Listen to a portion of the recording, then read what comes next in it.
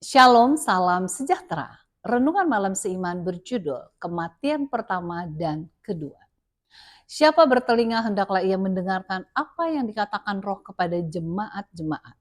Barang siapa menang, ia tidak akan menderita apa-apa oleh kematian yang kedua. Wahyu 2 ayat 11. Ayat inti di atas ini menyebutkan mengenai kematian kedua. Mereka yang menang diberikan janji bahwa mereka tidak akan menderita apa-apa oleh kematian kedua. Dengan mempelajari Alkitab, kita mengetahui bahwa kematian yang kedua adalah hukuman atas orang-orang berdosa yang tidak bertobat, yaitu semua orang yang namanya tidak tertulis dalam kitab kehidupan, yang terjadi setelah masa yang tertentu. Apakah ini berbicara pada masa yang akan datang? Ayat Alkitab menyebutkan dalam 1 Korintus 15 ayat 26 bahwa musuh yang terakhir yang dibinasakan ialah maut. Kapan ini terjadi? Buku Wahyu menuliskan, lalu maut dan kerajaan maut itu dilemparkanlah ke dalam lautan api. Itulah kematian yang kedua, lautan api. Wahyu 20 ayat 14.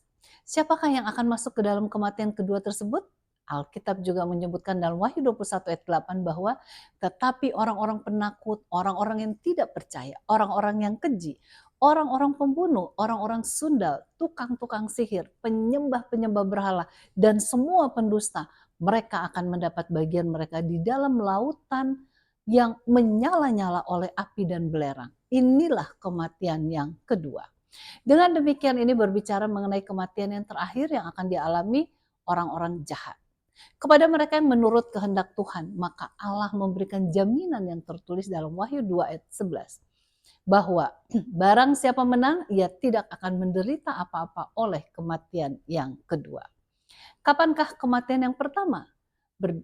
Berdasarkan yang telah digambarkan Alkitab. Mengenai kematian yang kedua, kita dapat mengatakan bahwa kematian yang pertama adalah apa yang dialami setiap orang akibat pelanggaran Adam, kecuali orang-orang yang sudah diubahkan.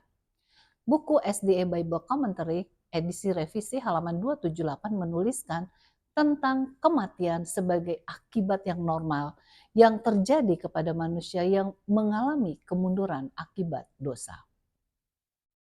Dengan demikian bila seseorang mati oleh karena usia tua atau oleh karena kecelakaan atau oleh karena COVID-19 atau dengan sebab apapun, maka kita sebutkan itu sebagai kematian pertama.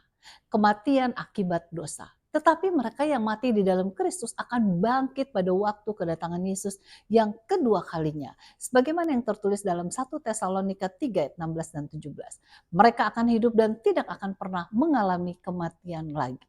Nah, orang jahat akan bangkit setelah 1000 tahun sebagaimana yang tertulis dalam Wahyu 21. Tetapi mereka akan dimusnahkan untuk selama-lamanya.